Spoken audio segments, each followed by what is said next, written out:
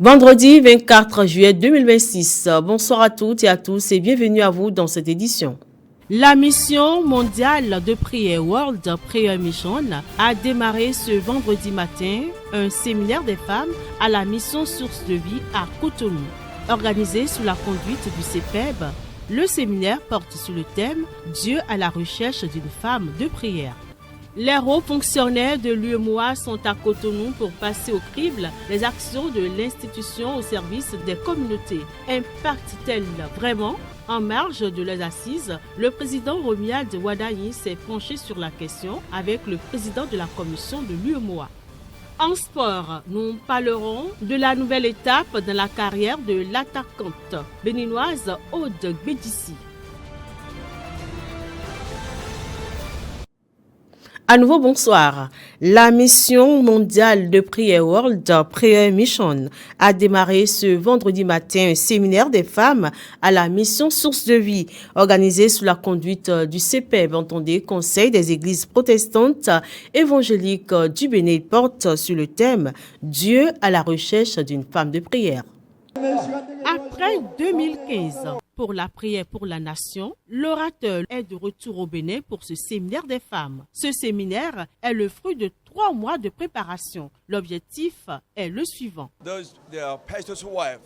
Nous voyons que les femmes sont les femmes des pasteurs, parce que c'est la femme qui est derrière, c'est elle qui porte un certain nombre de fardeaux au niveau de la prière. Nous avons compris que si nous entraînons les femmes à prier pour leur mari, surtout les femmes de pasteurs à le faire, il y aura un feu dans le pays, il y aura un réveil. La lumière de Dieu va envahir la nation. C'est pourquoi nous avons choisi les femmes, parce qu'elles sont toujours très sérieuses. L'orateur principal a été annoncé par son assistant. Vous êtes ici aujourd'hui pour prier. 하나님, 우리 사모님들의 기도를 받으시고 이 배령의 재앙이 멈추게 하여 주옵소서. Seigneur, écoute les prières de toutes les femmes dirigeantes ici et arrête le malheur de Bénin. Akuno, Seigneur, nous refilons ici bien. Bodo tayela kante si to elaji. Amen. 다시 한번 하나님, 나의 기도를 받으시고 이 민족의 재앙이 멈추게 하옵소서. Encore une fois, nous allons crier, Seigneur, reçois nos prières et arrête le malheur de ces nations. Donc, bodo gamina suomana akuno, seda cheboda chaji tayela kano teologi odote. Pour ce premier jour, la salle était bondée de monde. Beaucoup de femmes sont restées dehors. Le président du CEPEB, le révérend docteur Koumabe Boussou, donne ses premières impressions et rassure. Je suis vraiment satisfait pour la mobilisation d'abord. Tous ceux qui ont contribué pour qu'on puisse faire sortir tant de femmes pour ce programme. Je vous remercie, je suis content. C'est ma première impression. Nous ne savions pas que ça allait déborder de cette manière. Nous allons essayer de voir si on peut prendre encore des précautions demain pour pouvoir contenir la foule qui est là. Ce séminaire vise non seulement à armer spirituellement les femmes, mais également physiquement. Une équipe du corps médical est déployée à l'hôpital Bethesda. Non, il n'y a pas de... Il faut s'y rendre seulement et ils vont retrouver le local où se trouve l'équipe coréenne. Et ils vont faire la consultation, c'est gratuit, et recevoir les médicaments gratuitement. Et la consultation continue à Bethesda jusqu'au 28-29. Le président du CEPEB saisit l'occasion pour lancer cet appel. Je voudrais demander à nos bien-aimés que lorsqu'ils vont recevoir les enseignements, de les mettre en pratique.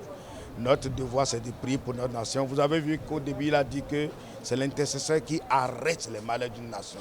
Et nous avons prié pour que les malheurs de notre nation s'arrêtent, pour que le Seigneur Jésus-Christ soit toujours à la tête. Le séminaire prend fin ce samedi 25 juillet 2026.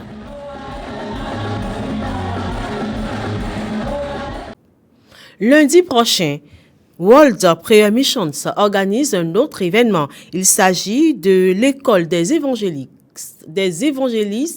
j'allais dire, des détails dans cet extrait. Nous avons suivi cette formation l'année dernière à l'église CIR de Cotonou et le lundi prochain, ce sera aussi à l'église CIR 2 portes nouveaux. Oui, c'est un enseignement pour les pasteurs, les évangélistes et tous ceux qui s'intéressent à l'évangélisation. J'y serai, et chacun recevra aussi un manuel gratuitement. On poursuit cette édition. Les hauts fonctionnaires de l'UEMOA sont à Cotonou pour passer au crible les actions de l'institution au service des communautés. Impactent-elles vraiment en marge de leur assise? Le président Romuald Wadayi s'est penché sur la question avec le président de la commission de l'UEMOA. L'objet de la rencontre était de lui rendre compte de la réunion que nous avons eue ce matin avec le ministre de l'économie et des finances chargé de la coopération et des autres membres du gouvernement. Donc de lui rendre compte de cette réunion qui a porté sur la revue des réformes politiques, programmes et projets communautaires. Donc comme vous le savez, c'est une rencontre qui est importante, qui permet de voir dans quelle mesure les réformes au niveau de notre Union sont appliquées par nos États. Donc nous lui avons rendu compte de ses travaux de ce matin et pour lui indiquer que le Bénin, en termes de résultats, a réalisé une performance de 73%, donc ce qui signifie globalement que la plupart des textes communautaires sont appliqués ou transposés au niveau du pays. Il nous a réaffirmé, après ce compte-rendu qui lui a été fait, toute sa disponibilité et également tout son engagement pour que les orientations, les mesures nécessaires soient prises et les instructions nécessaires aussi soient données aux membres du gouvernement pour que le Bénin continue, en tout cas, d'aller dans le sens de l'approfondissement du processus d'intégration sous-régional. Nous avons profité naturellement de cette rencontre avec le président de la République pour échanger sur la marche de notre union de façon générale.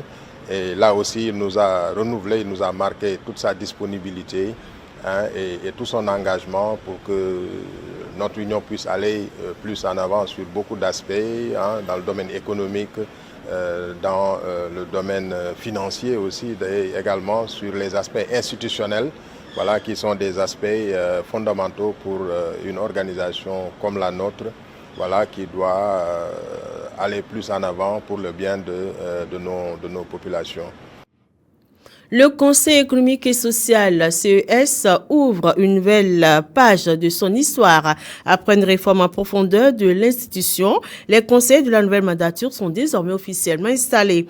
La cérémonie s'est déroulée dans la matinée de ce mercredi au Palais de la Marina sous la présidence du chef de l'État, Romuald Wadayi. Une nouvelle équipe dirigeante prend désormais les rênes du Conseil économique et social.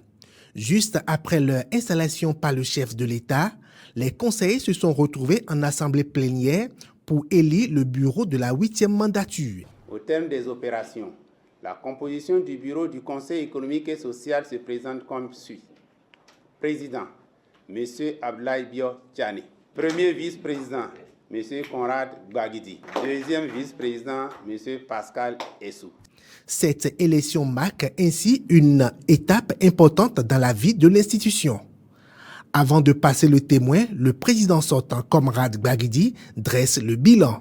16 mois ont suffi pour faire entendre et résonner dans notre pays et bien au-delà de nos frontières la voix de la démocratie consultative, celle du Conseil économique et social. 16 mois pour rappeler que rien de durable ne se construit sans écouter ceux qui produisent, ceux qui travaillent, ceux qui entreprennent, ceux qui espèrent. Désormais, à la tête du Conseil économique et social, Abdoulaye Bio Tchane entend rendre l'institution plus influente dans la gouvernance nationale. Il présente ainsi une vision articulée autour de 4 priorités. Notre action des 5 prochaines années s'articulant donc autour de 4 piliers fondamentaux. Premièrement, renforcer l'utilité de l'institution. Deuxièmement, consolider sa proximité avec les citoyens. Troisièmement, dynamiser le dialogue interinstitutionnel. Et enfin, amplifier notre rayonnement à l'international. 2 enjeux déterminants s'imposent donc à nous. Premièrement, accomplir avec conscience et efficacité notre mission constitutionnelle pour accroître l'utilité, le dynamisme et le rayonnement de notre institution. Deuxièmement, conduire une gestion collégiale et concertée de notre instance. La 8e mandature s'ouvre ainsi avec pour ambition de consolider les rôles d'interface entre les pouvoirs publics, les forces vives de la nation et les citoyens. Qui est le nouvel homme fort du Conseil économique et social? Économiste de renom et ancien ministre d'État, Abdoulaye Bio Tchane entame une nouvelle mission au service du dialogue économique et social. Zoom sur le parcours de l'homme. Une nouvelle mission, une nouvelle institution. Après plusieurs années au cœur de l'action gouvernementale, Abdoulaye Bio Tchane ouvre un nouveau chapitre de son parcours politique. L'ancien ministre d'État prend désormais les commandes du Conseil économique et social, une institution chargée de porter la voix des forces vives de la nation et d'éclairer les décisions publiques. Économiste de formation, Abdoulaye Bio Tchane s'est forgé une réputation d'homme des grands dossiers économiques. Son parcours l'a conduit dans les hautes sphères de l'administration béninoise et dans des institutions financières internationales, notamment à la Banque ouest-africaine de développement et au Fonds monétaire international. Pendant près d'une décennie, il a été l'un des principaux acteurs de la mise en œuvre des politiques publiques sous le régime du président Patrice Talon, notamment dans le domaine de la planification, de la coordination de l'action gouvernementale et du développement. À la tête du Conseil économique et social, CES, Abdoulaye Bio Tchane hérite d'une institution appelée à jouer pleinement son rôle de cadre de concertation entre l'État, les acteurs économiques, les organisations sociales et les citoyens. Au-delà des chiffres et des réformes, c'est désormais le dialogue social qui sera au cœur de sa nouvelle responsabilité. Faire du Conseil économique et social une force de proposition capable d'accompagner les grandes orientations du Bénin.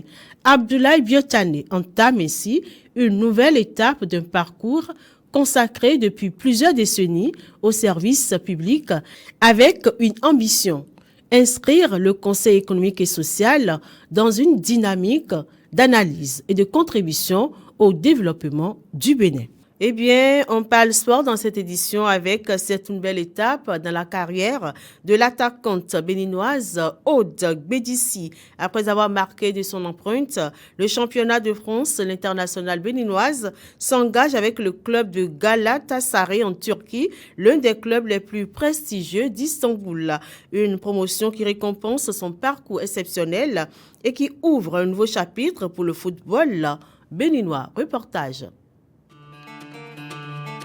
Les couleurs sang et or à d'autres couleurs sang et or. Mais cette fois-ci, le décor change d'échelle. Au cœur d'Istanbul, Aude Gbedissi pousse les portes du Galatasaray. Musée du club, signature de contrat, chaque image marque le début d'un nouveau chapitre à la carrière de l'attaquante béninoise. Le géant turc mise sur son efficacité devant les buts. L'internationale béninoise s'engage pour une saison avec une année supplémentaire en option. Un contrat qui traduit toute la confiance placée en celle qui ne cesse de gravir les échelons. Je suis très contente de rejoindre cette grande famille, la famille Galatasaray, et je suis très excitée à l'idée de commencer à jouer et de remporter de nombreux trophées avec cette grande famille. Le voyage a commencé à l'Académie Rosa Esperanza au Bénin. Il s'est poursuivi en Côte d'Ivoire où elle affole les compteurs et termine meilleure buteuse des premières et deuxièmes divisions. Direction ensuite la France Racing Club Saint-Denis, puis le Racing Club de Lens. Sous les couleurs lensoises, Claude Gbedissi change de statut. 2 fois meilleure buteuse de la D2, artisan majeur de la Première Ligue, puis auteur de 11 buts dès sa première saison en Ligue française. Une confirmation éclatante qui affirme désormais les regards au-delà des frontières françaises. Aujourd'hui, c'est Galatasaray qui ouvre ses portes à l'Amazone, un club historique habitué aux grandes ambitions où elle devra désormais écrire une nouvelle page de son histoire. Je veux dire aux supporters de venir nombreux pour regarder nos matchs. Nous allons tout donner pour être championne en fin de saison. Pour le football féminin béninois, ce transfert dépasse le simple changement de club.